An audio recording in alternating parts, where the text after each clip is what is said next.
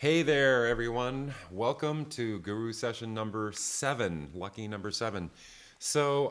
Today we're going to look at the 3D ropes actor, a very sort of crazy actor with a lot of inputs, kind of like the 3D particles, but probably even more difficult to sort of control. But you know, there's a reason for that, and I want to give you an explanation of why that is. Let me just pop over this YouTube video. So if you don't know this, if you've never seen this, this is a double pendulum. You know, if you have a pendulum that's just one arm, you can easily predict where it's going to go. But this is a double pendulum where there's one attached to the other, and just watch the motion of these two arms once they let it go. I'm just starting it up here. Oh wait, you can't see it because you're not seeing my screen. Oh, I have to go back. Here we go. Yeah, all right. Now we'll watch it. Here we go.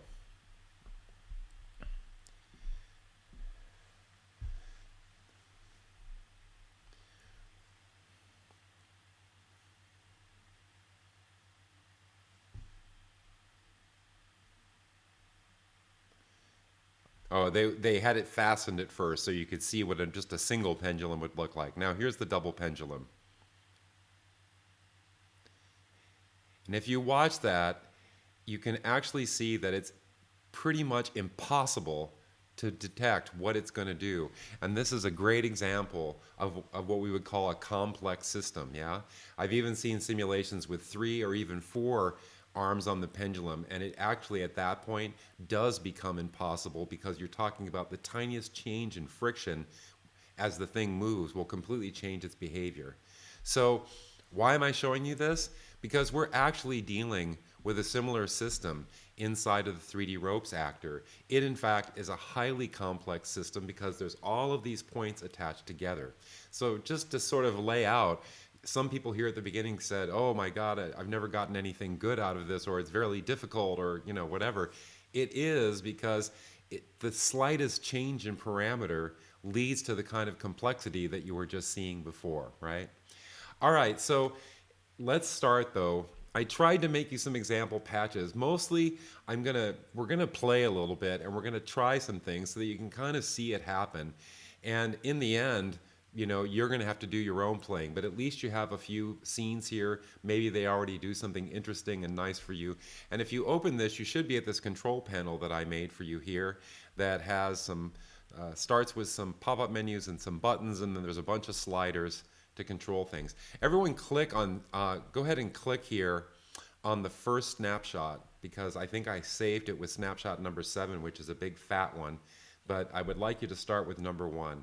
And if you show your stage, I've already shown my stage, but just to say it, so I did here, show stages, right? And I want to make sure that this window is where a good place where you can see it. So what I've got right now is the mouse is tracking one end of the rope. The other end of the rope is just following along. It's actually loose. It doesn't look loose because there's no gravity right now, but just suffice to say there's just this one rope, and if you just move the mouse around, you see that it does this simulation. Again, it seems like it's a little bit outside of reality because there's no gravity. But what's happening here is that there is an object. It's actually a particle system. It's actually just like the 3D particles, except the particles are connected. In fact, this rope has, I think right now, 50 little points on it. And the difference between a normal particle system where those points are roaming free is that each particle is connected to the other by a little string, a spring actually, or the sort of mathematical model of a spring. And so by connecting those and defining the characteristics of those little segments, yeah, that's how you define the behavior of this, right? So here's this one, and you can just move your mouse around and see the results. But just to sort of see that sort of feeling of reality, go down to where it says gravity Y and set that to, I don't know, -5, -10, something like that. And then you'll see that it's a little bit more like something real because at least the bottom part of it, the free portion, is falling to the ground, right? So, and then you can hit gravity reset to change that back. So now there's no gravity anymore, right? So I guess you could say this particular, when the gravity is zero, it's kind of like being in outer space, right? That's what's happening. Yeah.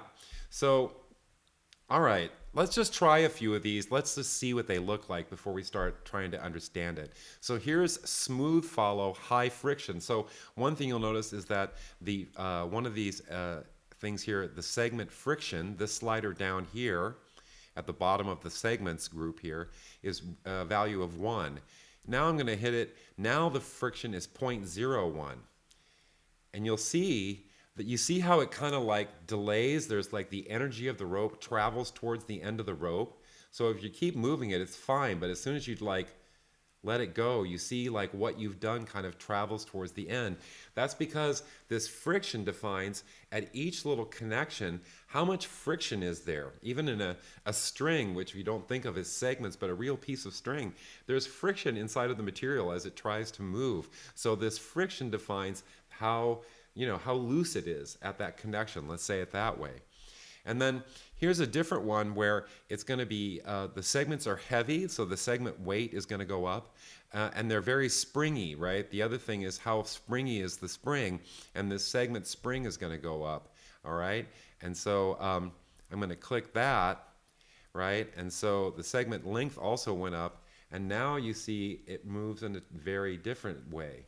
And now you really see that ripple effect as it kind of travels down the end of the rope, right?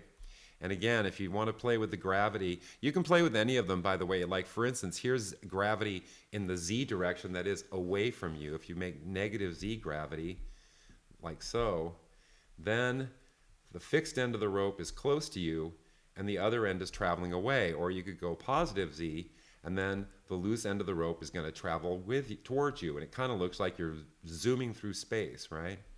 Okay? Okay. So, again, gravity reset, and let's just look at a couple more of these examples. So here is another one where the segments are very light and very long, but the friction is very high. You see how I really doesn't even, the end of it isn't even moving because there's the length of the segments is longer. And so how long it takes to kind of get to affect the end of it means you really have to move it a lot. I still haven't really gotten the end to, okay, there, I finally got the end to move, right? Yeah? I realized that I think I would like to make this stage a little bit bigger. So I'm going to go to the stage setup, yeah, and I'm going to change this to 33%. It'd be nice, I think, for all of us to see a bigger stage so we can see, yeah? And let me just check, yeah, you can see me. All right, so I'll just look at the rest now. Here's a springy one with really heavy segments. Yeah, it looks kind of the same, actually. Maybe that's not so different. Here is many short, heavy, springy segments. And see what happens here. Because they're so short, like they have this kind of collapsing thing. And there is the long echo. All that energy I put into the rope traveled through the segments to the end, and then it made it go wacky as soon as it got to the end. So there's this kind of like the energy travels through the springs. I mean, this is actually how this would work in physics. It's just a simulation, right? And then I didn't name the final one. This one is where I made the size of the rope really huge. So you get this weird snaky little thing. There's a lot of artifacts. This algorithm that draws this pipe, it tends to spin it as you draw it in different positions. So it kind of is this kind of funky result. But I don't know, I was kind of into it, and it also sort of seems to zoom away from us a little bit. And if you zoom in, like, by the way, the camera zoom, at any time you can kind of zoom in on this material. So I don't know, I just wanted to give you a kind of a weird one to show an extreme example where the rope size was really big. And that's the first slider up here, is this rope size, yeah? Okay, so there are some examples, right? And really all we were changing are the core parameters that you need to change to make the relationship between the ropes change, or the way that they move, yeah?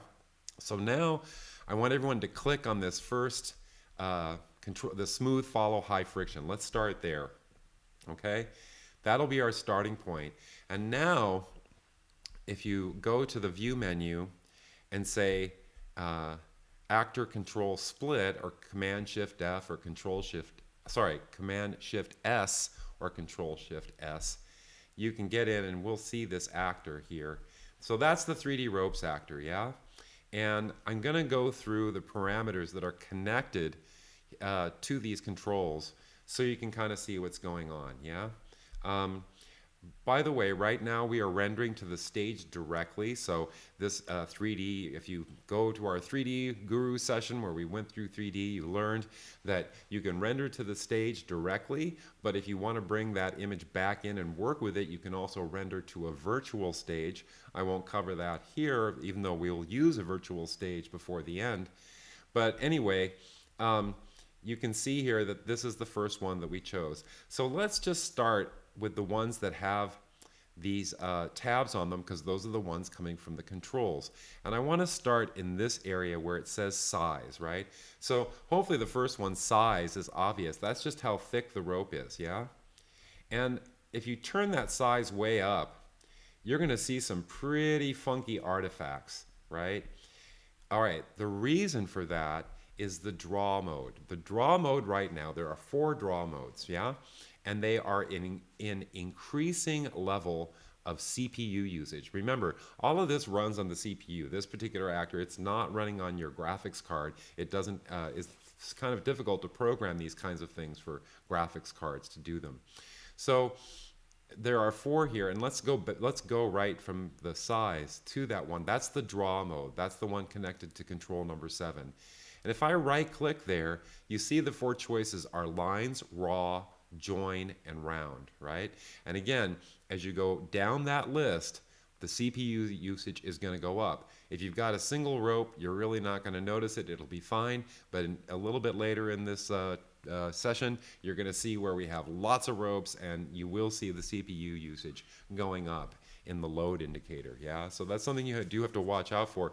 So let's just see if we can see the difference. The lines one is absolutely fast because it does use your graphic card to draw it, but you do get these terrible artifacts unless it's really thin. If you make the line really thin, yeah, and I can go full screen here, it can kind of look okay. And it's, you know, it's very responsive. But then let's try the next one. Let's try raw. Now here, it's actually making a pipe, and I think with the lighting turned on, let me make it bigger. Yeah, it's if you also set your draw mode to raw, which you can also do from the control panel, by the way. Yeah, if you set it to raw, you'll see that there are all these. You'll get this thing. This also has a lot of artifacts, right? And I'm going to full screen that so you can see.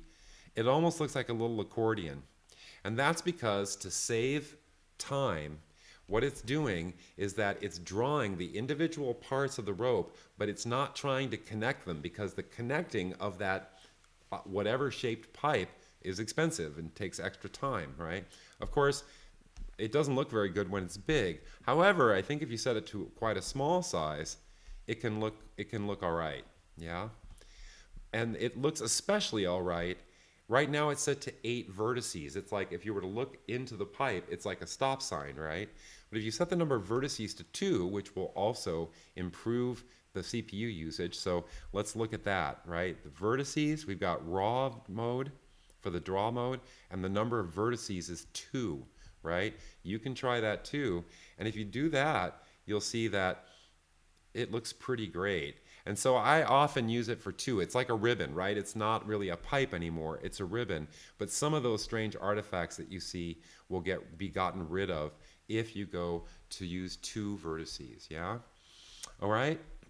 So, and then if you go to the next possibility, which is join, then it will start to join them. And I'm going full screen again.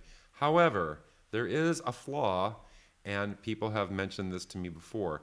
This algorithm, I didn't write this. This is actually beyond my skill to write. This is a piece of open source code that I used. And if the angle is too sharp, you'll get these little flashes of like a thing that sort of sticks out. Unfortunately, that's just part of the algorithm, and you don't see that so much when it's in join, but when it's in raw, because it's not actually trying to make the connection, because you don't see it as long as the angle is not too sharp. But if it really has a sharp angle, you get this very strong thing emanating from it, right? So depending on what you're doing with it, you may see these, especially if you're doing it interactively like this. You'll see later some things where we have more of a kind of simple system and you don't see those as much. But you will see them. And here, if I turn this up even more, so I just made it quite a bit thicker, then you can really see them coming up, right? So that's an issue. That's just part of the algorithm. That's the way it works. And you just have to sort of work with that and see what you can do about it. If there's a lot of energy, if 25,000 people say, Mark, we really need this to be better, you can complain on the forum and tell me, not complain, ask politely, and we can look into it. But I must say that I looked at this code and it is really complicated. So no promises at this time. But let us know if that's really important to you. But really, if you set the mode to raw, it really can look okay, especially if you keep the lines thin. Yeah? And then the final one is the most expensive one, is round, where it really tries to do a good job of connecting them. And let me change it. Sorry, that's let's go back to 4 vertices. So now it's like a square, right? And you still see those artifacts, right? Well, that's because right now the draw mode is additive. So it's trying to draw this stuff and it's actually sort of see-through, which typically you don't want when you start making these pipes when it's not a ribbon and it's really a pipe. So I'm going to go here and I'm going to turn the blend mode, yeah, to transparent. And you'll see how it looks different now. And see, looks pretty good, and you can see the lighting on it obviously because it's so thick, right? It also avoids some of these explosions, right? Some of these like things sticking out. But it's super expensive in terms of the amount of processing power. It's fine right now, we just have the one rope, it's okay, right? But if you have a lot of them, you'll see that load going up to 60, 70, 80% even, right? You'll see it go pretty high. Okay, so that draw mode is really important. You really want it to be on the lines, you know, it's like I said, order of heaviness, lines the least, raw the next, join the next after that, and round is the highest level or the most CPU usage that you're going to get. If you got a single line, go for round, it's going to be fine. But if you have lots of these, then you're going to need to probably set it to a lower setting, yeah? Oh, I forgot something at the beginning. I see. I did not read my list. I did pretty good. I think I did most of the things. But we have a new idea about me seeing questions in case there's questions coming. We discovered that if you type troikatronix, it makes a big yellow badge. So if you want to ask a question, type troikatronix and then type question, as we've agreed upon before, question in capital letters, and that's going to make my eye go right over to the chat and I'll be able to notice it. So that's our new policy for asking questions. And if you're asking about a feature request, you want to see a feature, you can type troikatronix, capital letters, feature. We're taking note of everything you say here. Our dear friend Lucas is writing this stuff down, and this becomes part of our process of making the program better. Okay. Back to work, all right? So, all right, we've covered so far the draw mode, the size, and turning this blend mode, whether it's transparent or additive. We'll come back to that in a second. At troikatronix, forgive me, it's not just troikatronix, it's @ troikatronix. Then it makes the beautiful highlighted thing. Okay, thanks, Lucas. All right, so we've looked at the size. I'm going to set the size back to a tinier number. And I'm going to go ahead. So I set the size to 4, and we'll set the vertices to 2, so it's more like a ribbon again. Yeah, and now we've got this round thing. Now, of course, you're seeing as I do this, it's kind of fading in and fading out. I better go full screen again. You'll see, and that's because sometimes the side that's facing the 3D light that's in the patch is facing it, and other times it's the other way, so you sort of see it changing. Of course, you can turn the lighting off. That's what this button is here in the control panel. If I turn the lighting off and we full screen it, now you're always going to see it, right? But it's sort of missing that beautiful shading that you get when you have the lighting turned on. So I'm going to leave the lighting on, and maybe I'll make it just a little bit thicker. I can use the slider for that. Let's make it like this. Yeah. So a little bit thicker, like 12 or something like that. Okay. All right. Um, and if you want, you can also maybe improve this. Let's see if I change this. You can also adjust the position of the light using the 3D light orientation a little bit. It might get into a better position. I guess if you just set it to 0 and 0 for X and Y, I've changed some of those for other things. You'll see it pretty well, right? Okay, so I guess the other thing before we go on to actually looking at these controls that change the behavior of it, let's go down and look at the system that I made for tracking the mouse, yeah? Because obviously it's tracking the movements of the mouse, okay? So here's the mouse watcher.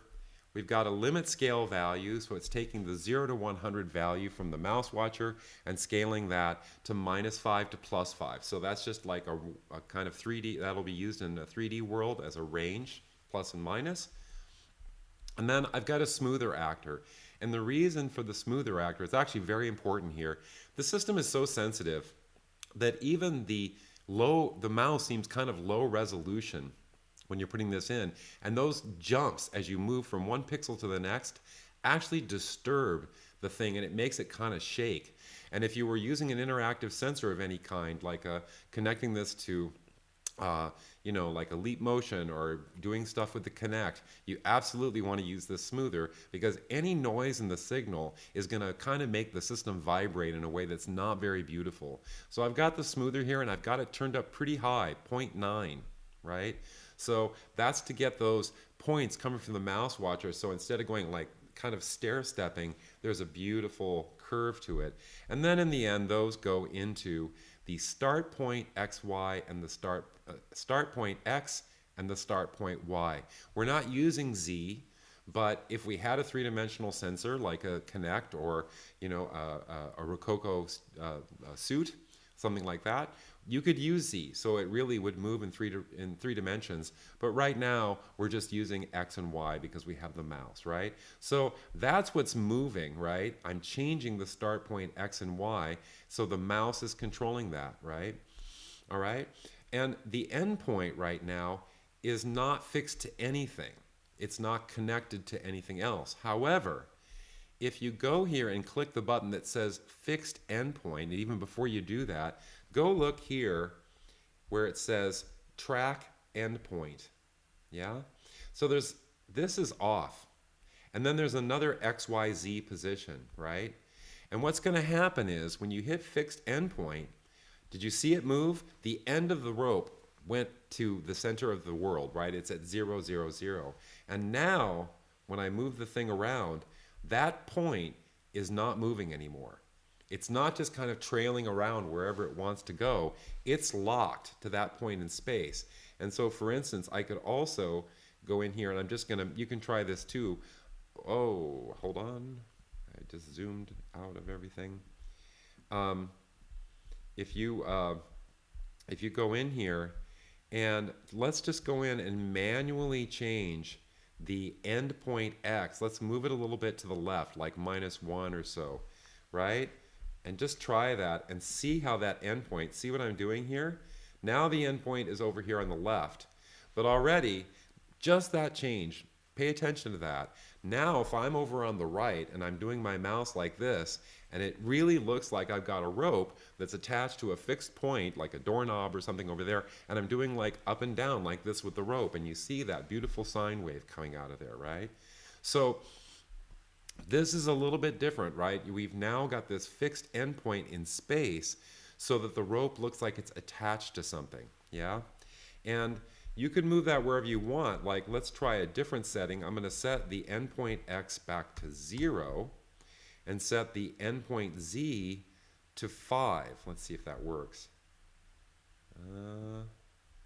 Yeah, so even more. I made it to 15. So endpoint Z, I'm setting to 15. Now the rope is attached to my nose, kind of, right? It's coming right out at me in the camera. And you can see here, let's take that full screen so we can enjoy that. You can see here, it has another completely different feeling, right? And you see that rotation I'm talking about? See, it never has that ribbon in the same orientation. It's not fixed like it's always up or this way.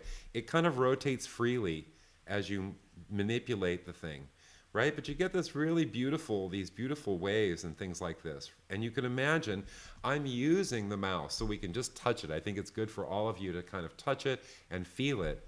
But you could be using a wave generator. So you could be feeding in like a sine wave or different wave shapes that are making this thing move in a sort of a pattern, which is a way of using the 3D ropes as a generative system, kind of like our self-generating patch guru session we did, right? But now using this 3D ropes, yeah? I'm not going to make that example right now because here, now look what happens if I turn the fixed endpoint off again. I'm going to click the button here. And now the endpoint, you saw it, it kind of went all the way forward automatically towards the beginning of the rope because the springs now were like, oh, all the spring, it was released on the one end and all the springs in there that we'll look at in a second kind of compressed, right? All right? So far, what we've looked at the size, we've looked at the how it's going to be drawn. We're still in round. We looked at this blend mode. Again, let's take a look at this as additive, right? This changes it. That'll make it brighter, actually, because it's not responding to the lighting in exactly the same way. And you'll always see something there. So let's just look at that for a second, right? So additive is okay if you don't need to, if you're really not doing that pipe where it's a solid, you know, like a square or a stop sign, if you're looking into the tube, then you don't need to necessarily have that turned on. You can leave it set to additive and that'll work, yeah? All right, so now with those under our belt, so to speak, we're gonna look at these tricky little parameters here.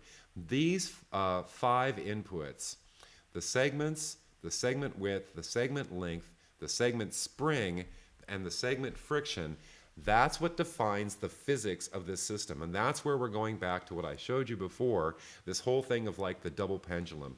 Every single one of these has a profound influence on the way the thing is going to look.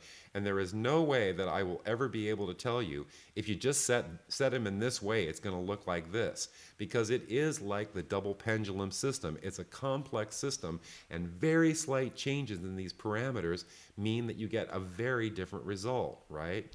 So we can all experiment with this in the same way. Just click on, click here, smooth, follow, low friction. Let's go there. And the lighting, let's turn the lighting off for just a second so we really see it. I think it's more important right now to see what's going on. And all of these parameters, these next 5, you can change with the sliders instead of having to type. So we can just play. And I think that's a great way to find out what's a good, when something really works. Use a system like this, because really it's kind of guesswork and it's kind of just playing until you go, oh, that's really awesome. That's great, right? That's the only way that you can really work with this. So let's start. I mean, we've seen the size. We know what that does. And I've got it, by the way, in lines mode. Let's turn it to round so it's a bit more beautiful. Because here you see it gets really blobby, right? Anyway, let's leave it thin. And let's first change the number of segments. So that's how many individual parts there are in this particle system that comprises this rope. Let's try changing it to something really huge, like 300. Now you'll see, obviously, the whole thing got longer, and it takes a long time. I can't even really seem to affect the end of the rope because there's so many segments, but that's because the spring is not very high, okay? The spring is what pulls all those segments together. They get shorter if they're a spring, but if the spring is very low, then the end of it doesn't receive the energy when you move the beginning, right? So let's go ahead and try that. Let's turn the spring up to, I don't know, let's also do 300 and see what that changes. Aha, now it's doing a little bit different. Maybe there's still too many segments. Now, do you see that vibration in it? That's the thing I was talking about. Here, it doesn't look so beautiful. Let's full screen that so we can see. You see that it has all this kind of noise in it, and that's because the spring is so strong, but some of the other parameters are kind of out of whack with that. It doesn't look, what it is it's actually doing exactly what you're telling it, but it doesn't look like things look in nature. So it looks kind of odd or bad to us, maybe, or it looks to me bad, right? So what then can we change? Well, let's see what happens if we change the segment weight. Let's change that to something like 0.1. Aha, now it's a bit smoother, right? And now the energy starts to travel all the way down to the end of the rope. Now the entire rope is activated. That's because that weight is part of the momentum that goes through the rope. I mean, I'm not going to try and explain the physics of it. I mean, it is actually trying to do what things would do in nature, right? It's a simulation of nature. And so the weight, just like that gives each segment more inertia, and that allows more energy to transfer to the end. But it still looks a little bumpy. And so another thing we can increase is the segment friction.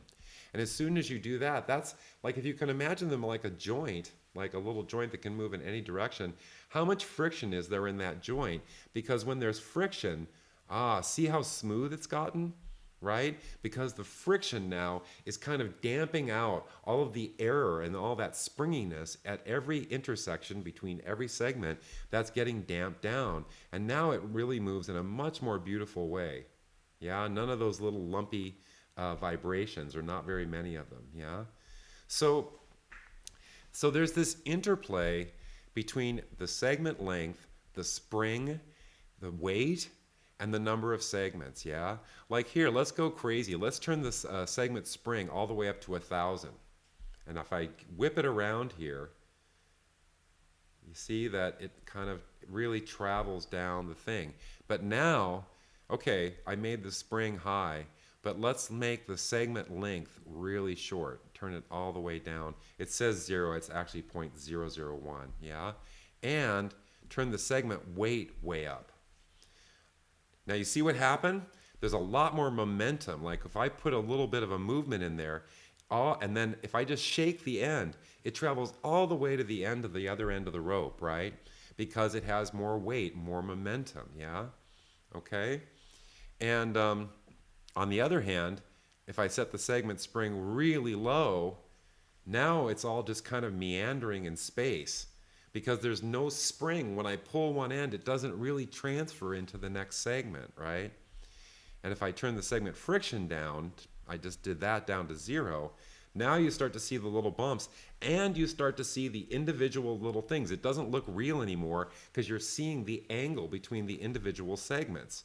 Now, to me, of course, it's not a great physical simulation, but it could be interesting. Like, what happens if we reduce this to a few segments? Yeah, like really a few, like just 16 segments, right? Now we start to get these kind of interesting vibrating patterns. If I set the segment weight, no, I want the segment weight high, so that's 0.25. And the segment length really long. Yeah. I'm gonna turn the spring. I turn the spring down to the lowest possible value. It's not even really working anymore. They're just kind of running around space because there's no spring between them, right? But if I turn the friction up, maybe, no, we can't even see it anymore. By the way, sometimes you can set these things in such a way that the whole system kind of goes into an error state and it kind of disappears basically. If that happens, it's easy to get back. You just click outside the scene and click back and you'll be able to. Now, of course, I reset everything I set that I had set before, so we're back to the way it was. But let me reset some of that. I have some initialized value in these, just so you know. Some of these have initialized values in them. Well, not these though. They shouldn't be changing. In any case, you may want, for instance, it could be also this recall snapshot thing. Anyway, if you want to work with this, I would take all of this out of this scene and put it into its own scene. So if you need to reset the system, you need to leave and come back to kind of start from scratch. You can do that, but you won't lose what you've set, right? So That was me just playing, and I didn't even know what was going to happen there, really. I was just trying stuff because there is absolutely no other way to use this actor, right? In terms of those five parameters especially, you just have to sort of play around with it until it does something interesting. Um, there's one thing that you can do, and I have all the, by the way, there are also limitations. Um, uh, there are also limitations here. Like I've got the scale min and scale max of each of these set to values that are kind of reasonable, but it's actually interesting to set them to really unreasonable values. I have a few patches that I've made with this where I'm setting them to these crazy values where the whole system just kind of explodes in a way that I find really gorgeous. So just keep in mind that, you don't have to use those limits. Experiment wildly. And part of it is this is an actor that takes time. You've got to sit down and you've got to experiment. And you have now a little platform here where you can do some experimentation very easily and just try some of these values. Yeah. So let's just finish with the items that have the tab here with the gravity inputs, right? And this is pretty simple. This just allows you to get gravity going in any direction you like. And you can set that with these gravity sliders. So if I go back, I want to set the number of vertices to 2 again, like we did before. And I want to, so let me just make sure. Oh, I did it again. I always forget the shortcut for this zoom. I can't remember. All right. So I just set this number of segments, vertices to 2, so it's a ribbon again, right? All right, so the gravity is pretty simple. Right now there is no gravity. If we make a negative y gravity, then it wants to, oh, that's what we did. Let's turn the lighting off, right, so you can really see it. So gravity is going this way, the end of the rope moves down, and gravity pulls it, right?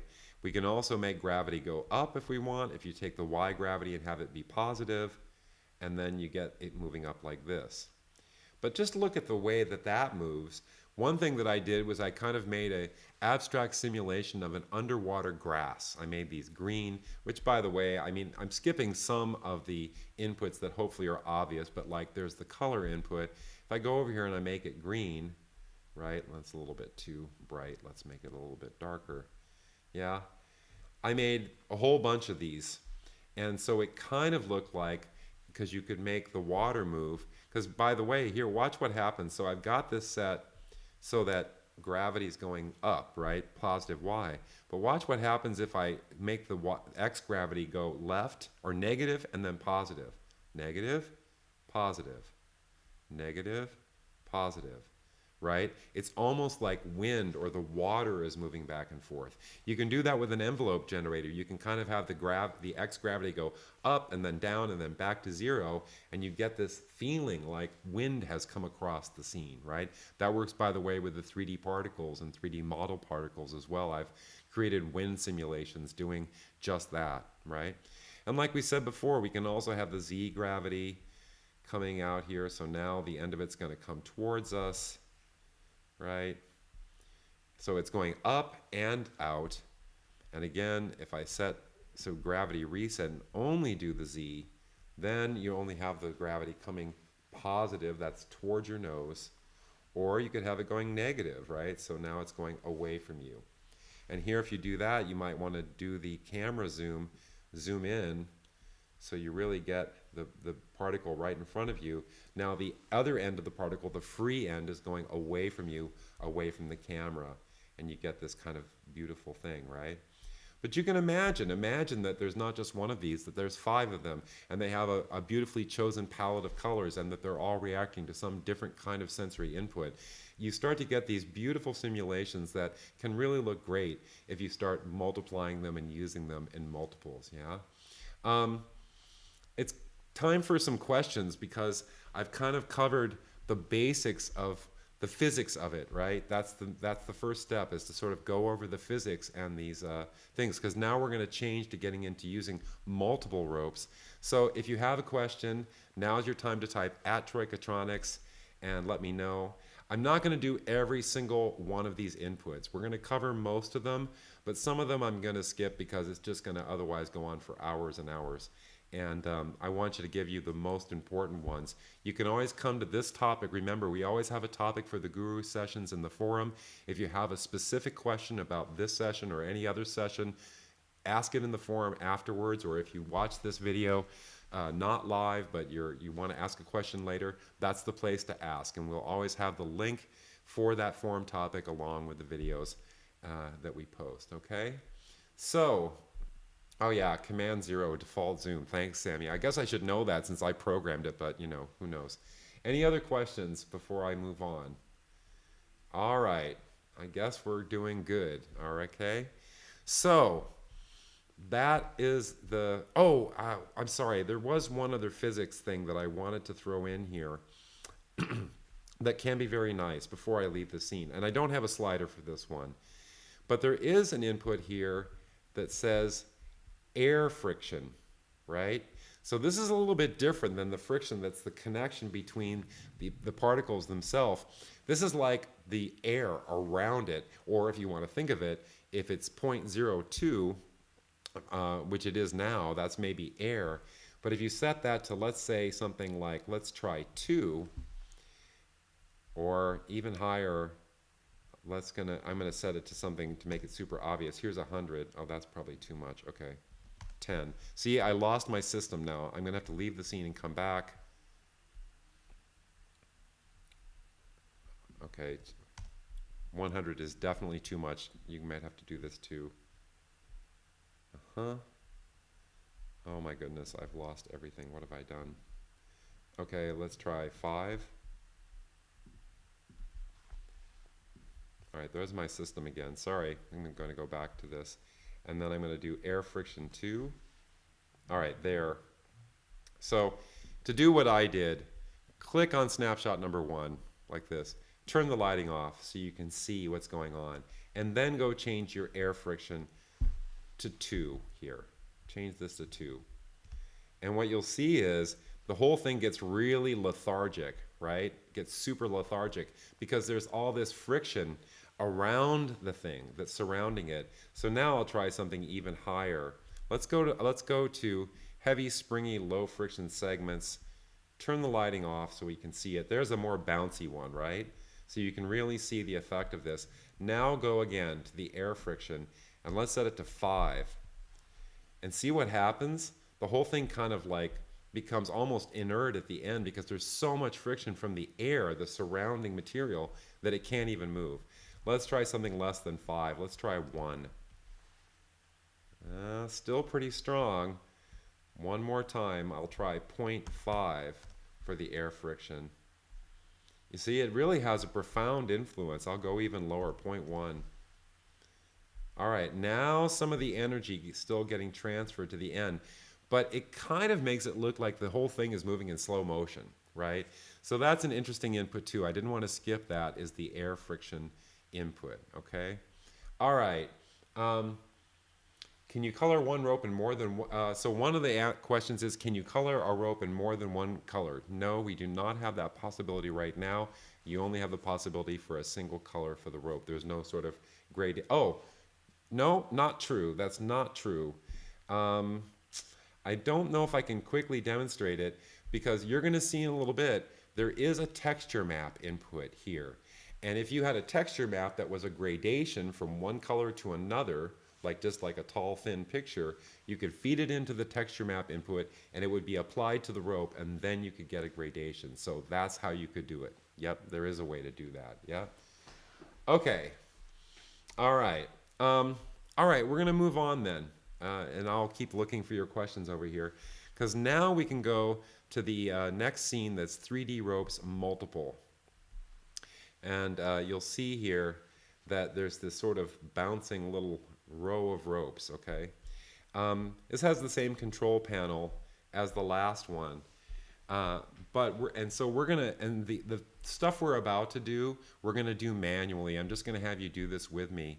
And so you should be on, well, you don't even, this doesn't even matter. There's no snapshots in here. So just enter this scene. You should see what I'm seeing. Hopefully it's very similar, yeah? And they're just kind of bouncing. But what you also will see if you move your mouse, there's a little marker, a little white dot that's following you around. That's showing where your mouse is in the 3D world. I'm using a 3D projector actor. This is just so you can visualize where the mouse is, which is important for this next section, right? It is set to be at the same XY point as we are using for this repulse X and repulse Y input. You'll learn about that in a second, right? So this is visualizing the position of your mouse in the system. So now, obviously though, this is still just one 3D ropes actor, but there's a whole lot of ropes, right? And that's because we have changed one parameter here, and that's this input. We have 40 ropes, okay? And they are actually arranged like a fence, right? They look a little bit like a fence.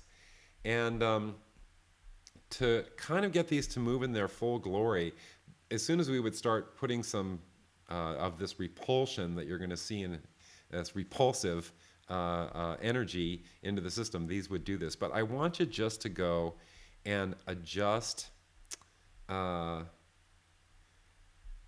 over here and actually let's find it, let's do it this way because it'll explain what's going on. I have to find it myself.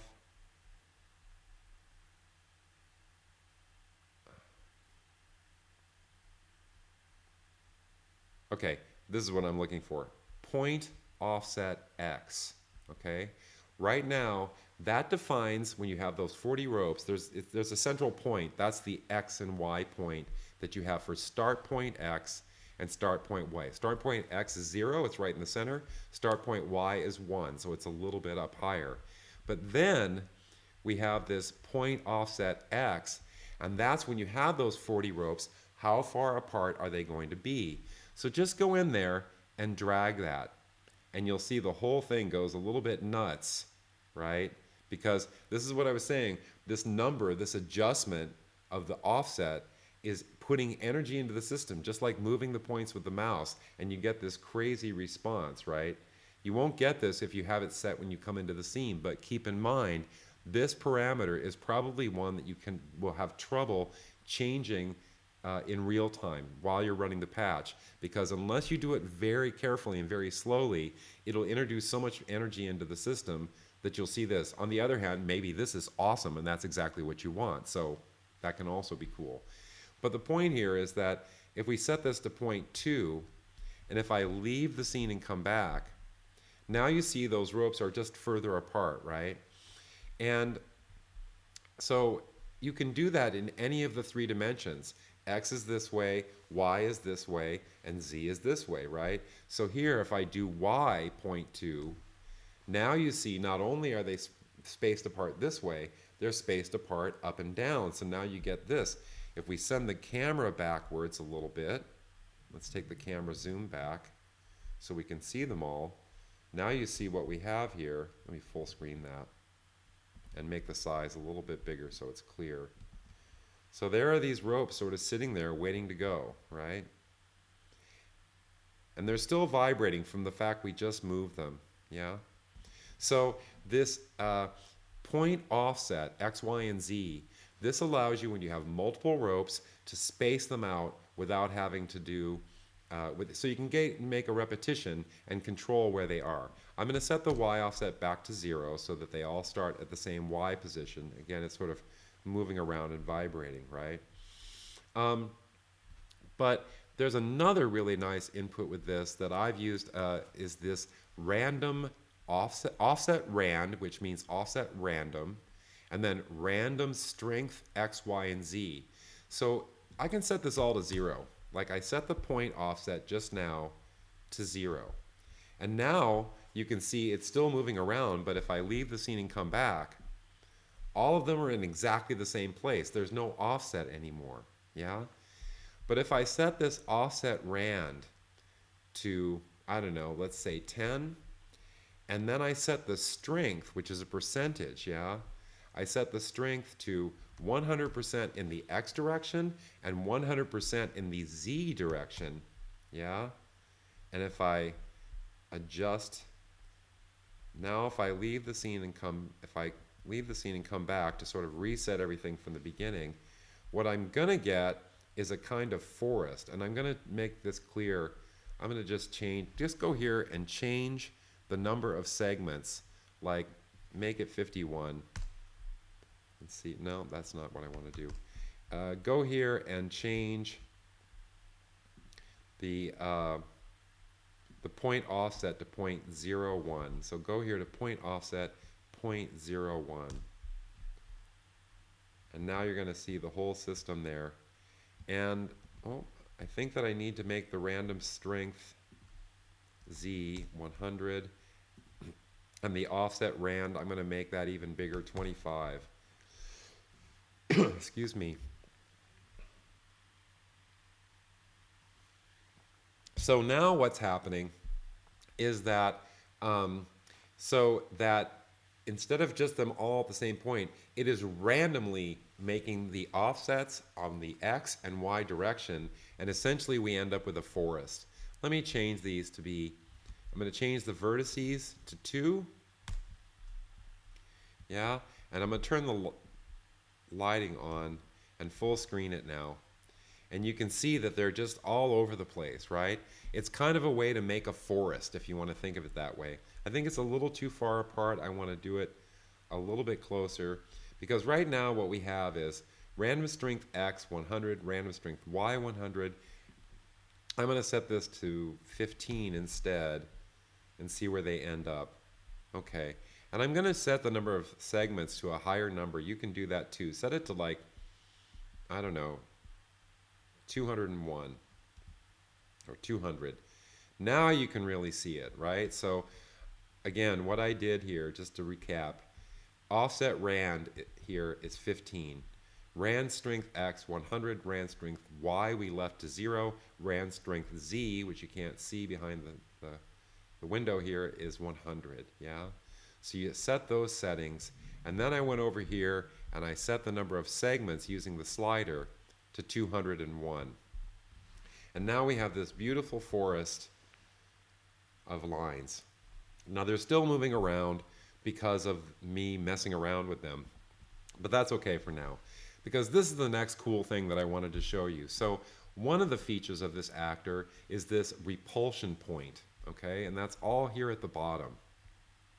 Again, there's a lot of abbreviations here. Remember, if you don't know what something means, there's always help. Remember the help view, right? And so I point at, for instance, repulse FRC. You're like, what's FRC? It says the force exerted from the repulsion point. Positive values repulse the rope, negative values attract it, okay? So never forget about your friend, the help there, to help you learn about some of these millions of inputs that this actor has, right? So right now, the repulse feature is off, and I want you to turn it on. So go to the repulse point track, turn it on, and then set the repulse force, where this would be pretty, not too strong, 10.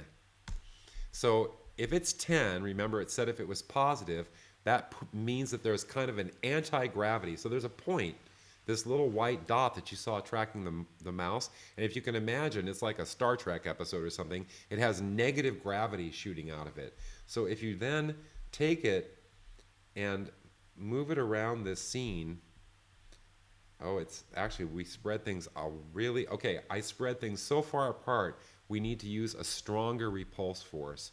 Let's try 50.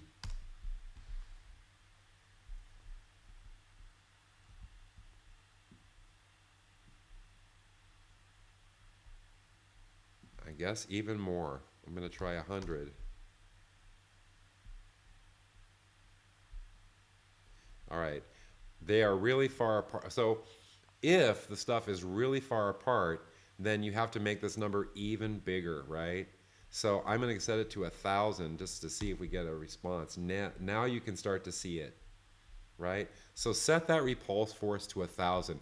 That's because the offset rand, right? Remember we did this random offset, is pretty big. It's 15. But now I'm going to full screen it. Do you see the dot? And do you see what happens when you get close to these things? Now, of course, this little point doesn't travel in this direction. It only travels left and right and up and down. So the ones that are at the back of the forest are not going to be affected, but the ones that are close are going to be affected. Yeah? And you can see what happens. But I realize now I've made these too far apart because I also have a limit on how far my little mouse pointer object can move. So we're going to change this a little bit. I'm going to go back out of full screen mode. We're going to change the offset rand to 5 instead of 15. That's going to redo the randomization and bring the whole forest closer together. You see what happened there? And then we can take the camera and we can zoom in a little bit so we're right in the middle of it a little bit. And now you'll see that now they really are responding like that strong force, that strong repulsion is really causing them to move. So basically, you have this little object that can fly around in space and it will repulse them with this negative gravity. Now, of course, it doesn't have to be negative gravity. It is repulsion, but the negative of repulsion is attraction. And so if you set the repulse force to minus 1,000, now you'll see that all of those ropes are trying to just hook on to that thing. In fact, they hook on so much, you get a lot of those artifacts that I was talking about because the angles go crazy. It's kind of like we've made a black hole, essentially. And we don't want to have a black hole for this. Let's set the repulse force, so this attraction, in fact, to something a little bit more gentle. Let's try minus 100. And there you might start to see something a little bit more relaxed, right?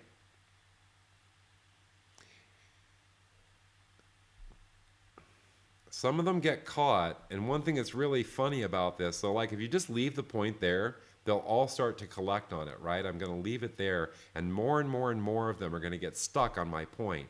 But then if I just toss them, like here I'm going to toss, they come loose, and now they're just flying free, and eventually they'll connect or collect on that single point again, right?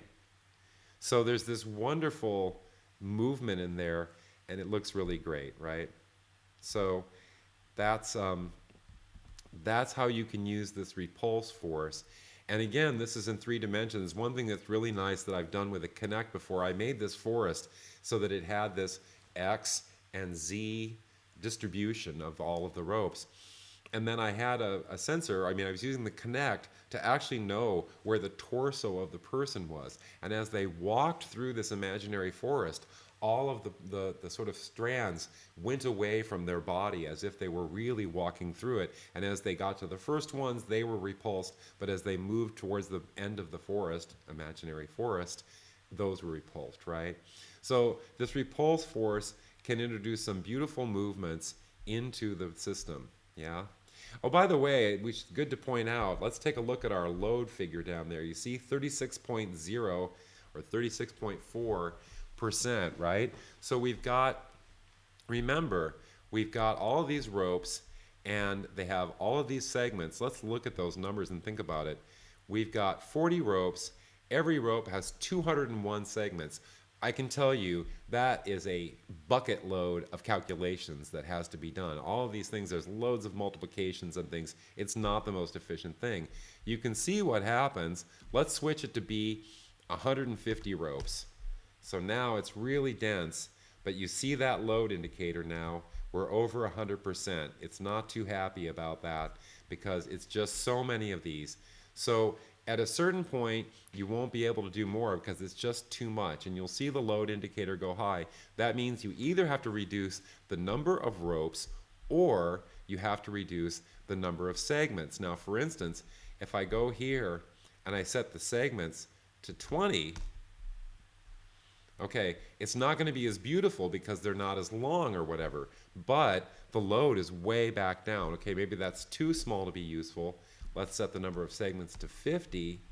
Okay, that's 21% load. Let's see what that looks like.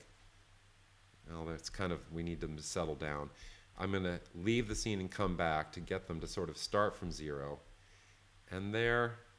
So maybe that's good. Maybe that's enough. Or maybe if you make the segment length a little bit longer, even though you have fewer segments, it won't be taking the load so high. So if you see that load going way up, the two things you need to look at are either the number of ropes or the number of segments, right? Because those two together determine the number of calculations per second it's going to have to do, right?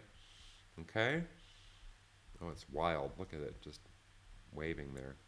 Okay, so gonna be coming up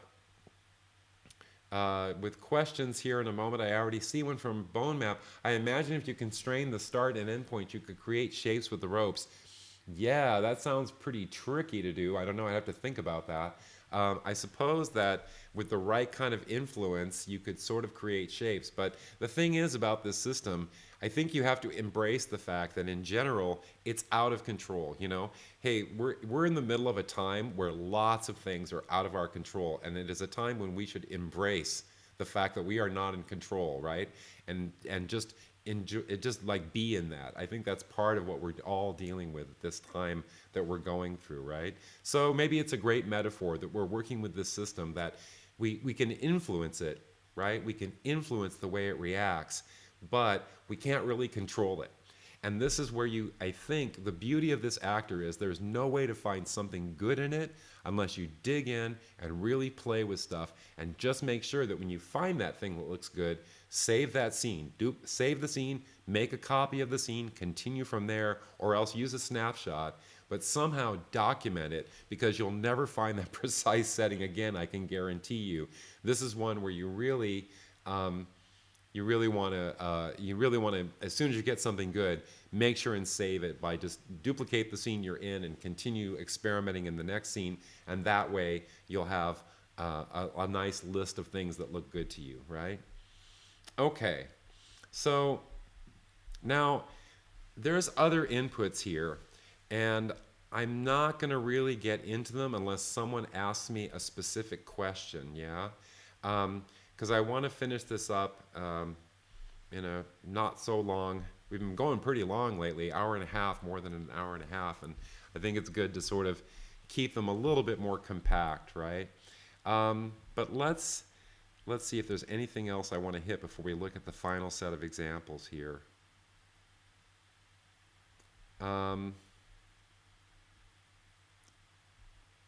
There's also this ground input.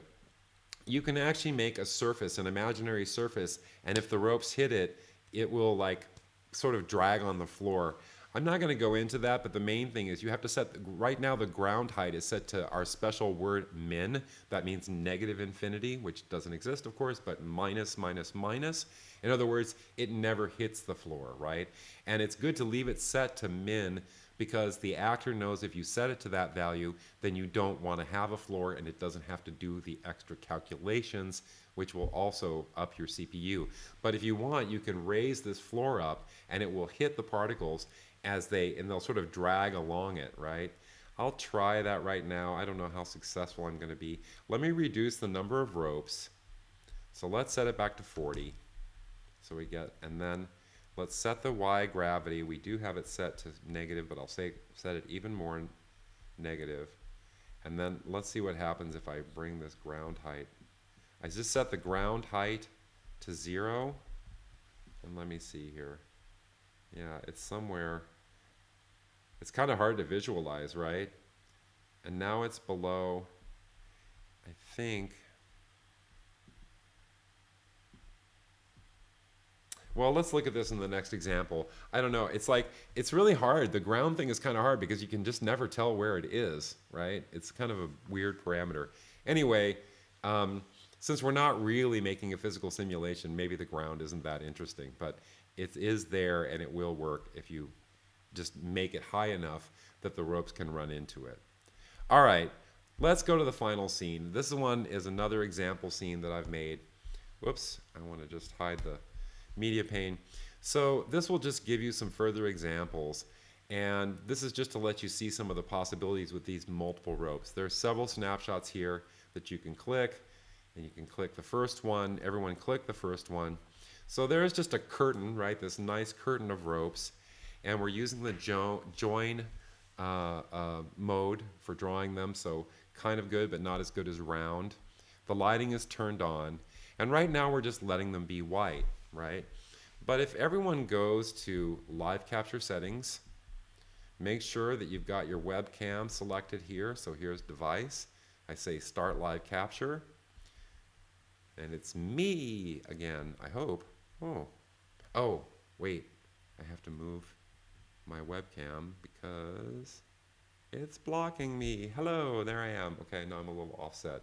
All right, so there I am, and I close this. So I've got the live capture. Once you've got the live feed going, you can click this live feed button, and there you'll see that the texture map, that is the live capture input, is being mapped onto the robes. Well, how does that work? Very simple.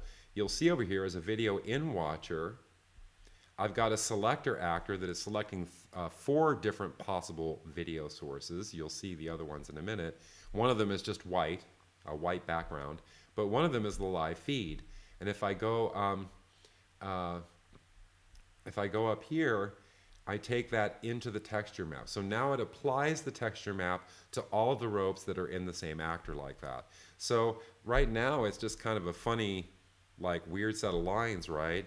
But try pressing this button that says attraction fly across.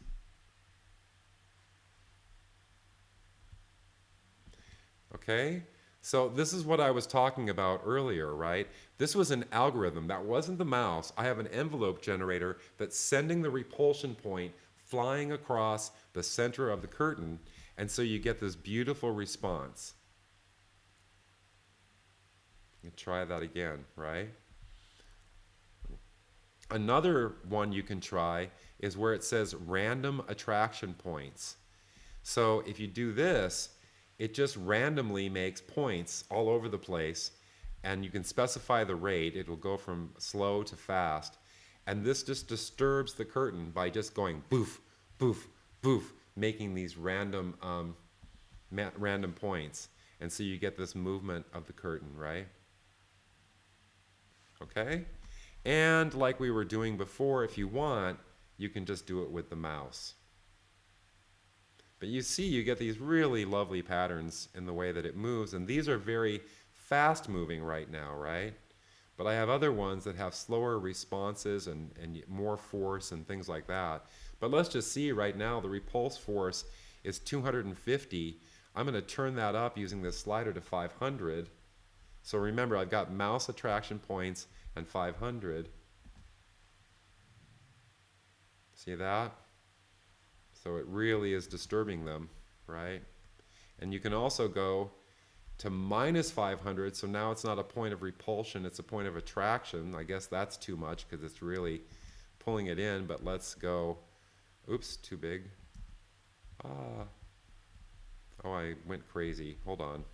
Back to here. My feed, rope size, attract repulse force.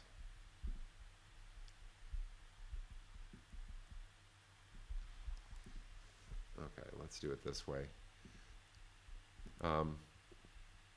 Anyway, I think you get the idea. You can play with that repulse force or the attract force. If you make it really gentle, especially when it's in the attraction mode, see, it's almost like I'm dragging my finger across that curtain, right? Yeah? And also remember, now I'm not using any of the randomness yet. But if I go into this just briefly, this will be overwritten if you recall a snapshot. But I'm going to set the rand strength Y to 0, and I'm going to set the offset rand to, let's say, 5 to randomize. Now it's still my face, right? You see it in there. You can see me kind of moving my hands a bit. But now I've made one of these for us. Let's full screen that. And you see that it creates a really beautiful effect. Yeah? All right, and then I can kind of adjust them. It's almost like I'm walking through there and touching them with my hands, right? Okay, so you can try some of the other ones. Whenever you do it, resets your choice in terms of the video source. That's not stored with the snapshot, so you have to hit live feed again and maybe mouse attraction points again. And you can try some of the different variations that I did. This one is set to lines though. Okay, well let me illustrate that. Let's go back to this one, the first one, and let's set this rope spacing a little bit more across. Yeah, and now, okay, here's the live feed. You saw that, but here's a different one. You know, this is done with that selector actor that I have in there. Let's find that. Yeah, so you saw the background color is one, that's just white. The video in watcher is another one, that's when it's the camera. And then there's this user actor I made that just makes these lines going past, right? And so if you look at that, if you go here and you set lines, now the lines, and you can see it, we can see this in the thumbnail. Let's just zoom in on the thumbnail for this one. You see what I'm getting here? It's, whoops. It's just these white lines that are moving down. And you see that on the ropes. But what's beautiful is when you start moving those ropes with the mouse, and especially let's turn the repulse force even higher. And you see, because they're in these lines, it does something really interesting, right? It starts to really change it. And you can click this button that says line rotation so that it's not just going down, but it's constantly spinning the lines, like rotating them. So try turning that on, and you'll see what you get there, right? And it really starts to look interesting. So this is a really powerful idea, creating geometric patterns and then sending them into the texture map input of the ropes. I think that there's all kinds of possibilities for this. You'll also note that I'm using the feature in Isadora 3 that I am rendering this to a virtual stage. Let's look at this up here. This is important actually. You see here that it says destination stage, but I've chosen the virtual stage. If you have to watch, I did a whole tutorial about the first Guru session. We talked about the stage setup editor, very important. But I'll show you here, I've got this stage and I've got a virtual stage, right? And when you have a virtual stage, you can bring that image back into the patch, and then it just becomes another video source. So you'll see down here, I've got this video mixer that can go between the straight image, the unaffected image, or this image going through motion blur. My favorite, I always use motion blur. I think I'm a little bit boring that way in terms of demos. I need to pick a different one. But in any case, if you turn the motion blur on, which is this button on the bottom left here, see motion blur on off, you'll see now it looks really beautiful, right? So these geometric patterns, and I'm moving the mouse around to disturb the curtain, and now I'm really getting something pretty interesting, I think. I love that. I really love that. Yes, I just fell in love. I fell in love with an image. Strange. I guess that's why I do what I do. All right, anyway, so, and just like that, there's another one that instead of making straight lines, makes circles that are expanding out from the center. Okay, so I'll not touch, I'll stop moving the mouse for a second so that'll settle down maybe. You can kind of see it. Well, let me turn the mouse off. Here. There's the curtain, kind of unadulterated, and you see these expanding circles, right? With the motion blur on, I'll turn the motion blur off for a second. Here's what it looks like with the motion blur off. Also kind of cool. Very, what's the movie where, the Alfred Hitchcock movie where the guy is like afraid of heights? Vertigo. Yeah, it's a little bit like Vertigo. So if I turn the mouse attraction points on, now of course I can move that thing around, and you see it start to vibrate and move with the mouse. I'm seeing some of those artifacts, so maybe I want to use round. I switched it to round here instead of join. Maybe that'll get rid of some of that. Cool, looks beautiful. And then again, if you turn that motion blur on, it really, like, I don't know. And I'm falling in love again. All right? But that's just two possible these kinds of moving patterns. I can imagine all kinds of possibilities of like what you might feed into there and what you might get out of that. I'm really curious about what people might do with that, yeah? So, and you can go through and try these other things. There's just different versions of them, of how they move, but it all basically shows you the same thing. It shows you how that you can use the mouse to attract or repulse these ropes, impose a video signal on top of them, and make them move around like that, right? Um, so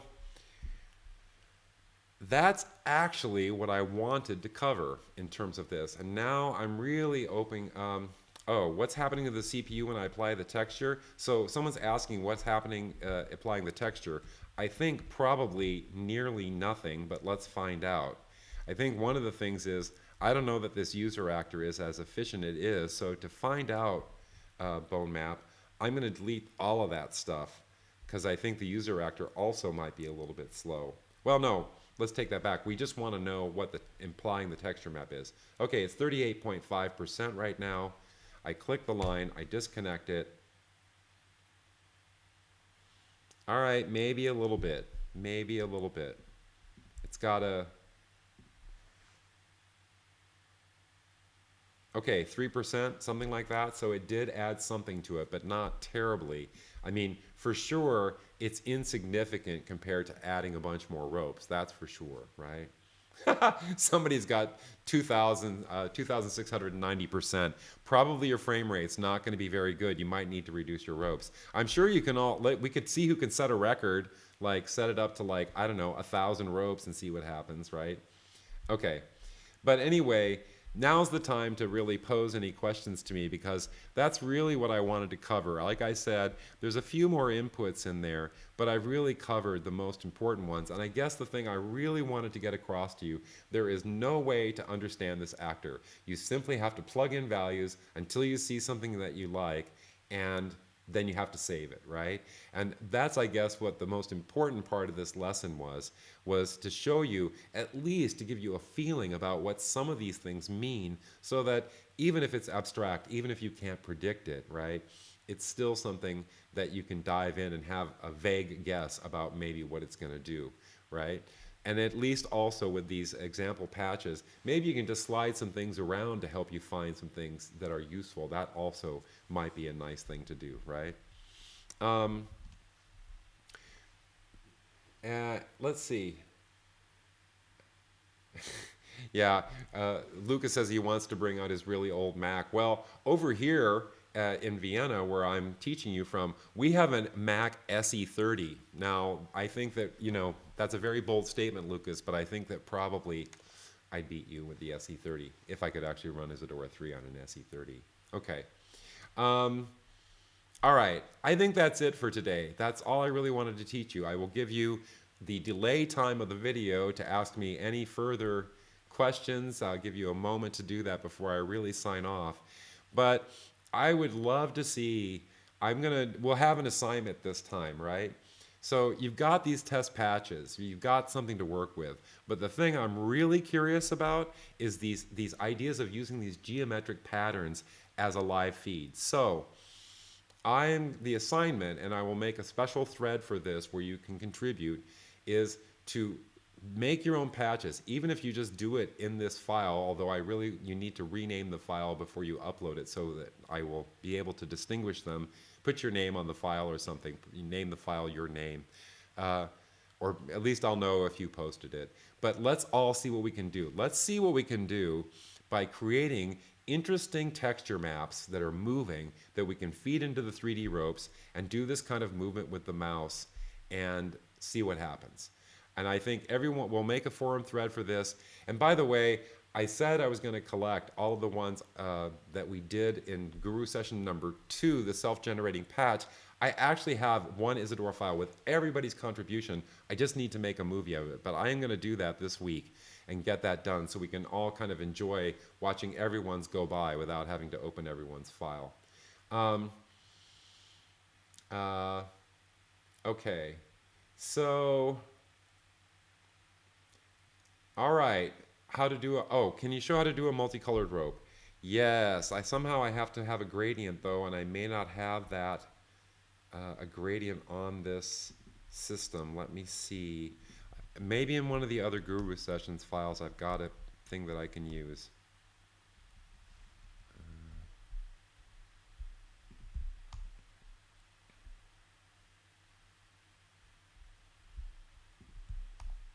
Okay, here is this, okay, I'm going to just import this right now.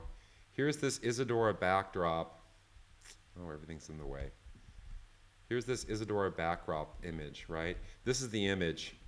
So Annie's asking for a gradation. Here's the image, right? And what I'm going to do, actually I need to do something to that, so I'm going to delete that. Hold on. Copy. I'm going to paste that on the desktop. I'm going to open it in preview and hit Command R to rotate it 90 degrees so it's going up and down the gradation, right? Now I can bring this in. So I've got this picture, and if I go into my system here, I'm going to just disconnect the texture map. I'll make a picture player, set the picture to number 1, and I believe if I do that, can you see the gradation in the image? Right? So I just made a picture that had a gradation in it, and I applied that as video, and that's what you get. It's actually, wow, it's really beautiful actually. It's a beautiful pink color. It's the Isadora pink, yeah? So that's how you do it. It's really easy, right? So there you go. And what other questions before we sign off? All right, while you've posed one other question, I'll show you the one cool top secret, not top secret, but no one sees it because I hid it. So for a piece that I did, I wanted to do something a little bit crazy. And I'm gonna go back to the single rope here. So here's the single rope. So as we all have learned by now, the eye, whenever you see the eye, that means there are hidden inputs or hidden outputs. We do that to make the actors less complex, but when you see the eye, there are hidden things there that you can play with. I'm going to double click that eye for this one, and you're going to see, I'm going to check all these FB XYZs, yeah, and I'm going to check all of these ones at the bottom that are not connected, that are not on. And now the actor just got a whole lot taller, right? So what this is for, I had this idea, because it kind of looks like a string, right? Like a guitar or an instrument string or something like that. I had the idea, oh, I can put a sensor, a little dot, if you want to imagine you have a piece of string, and we take a piece of corn and we glue it to some spot on the string, and then I start spinning the string in the air. Well, that piece of corn that I kind of attached to it has an XY position, X, Y, and Z position in space as the thing moves. So what I did is, if you turn this feedback enable on, and I'm going to make this marker size pretty big. Do you see the red dot? It's going to put a red dot where the marker is. And if I take this rope and I move it, right? And I can set this position. The position 1 is where is the dot on the rope. There's actually 4 of them per rope. And if I set these, that doesn't matter. So what you see here, if I full screen it, you're starting to see these dots. One is at the end and one is in the middle. And as I move this around, it's actually, you see the little red dot, it's fixed at a certain position along the rope. And then that XYZ value position in space is output over here. That's FB1 X, Y, and Z, FB2 X, Y, and Z, etc. And I actually hooked these up to sound generating things that I had, so that the movement of the ropes was generating sound and controlling sound. So you had this direct influence. I mean, it's hard to understand. It's like a lot of this actor, we're out of control. It's very out of control, but it had this great relationship, and it was making these certain tones fade in and out based on their position in space, right? So this is a rather wacky feature. I did it for myself. As many things in Isadora, I was making a piece and I needed it, so it's there. But hardly anyone ever sees it because you have to click the eye to see these. So the basic idea though, so you understand, you say, which rope do you want to listen to? Like if I set the feedback rope to 99 for numbers 2, 3, and 4, it should, oh no, I thought it would go to a different rope, but it didn't. Oh, I don't remember my own program. I have to read the help. Yeah, it says determines. Oh, it's probably because there's only one rope. It doesn't matter. They're all on the same rope, right?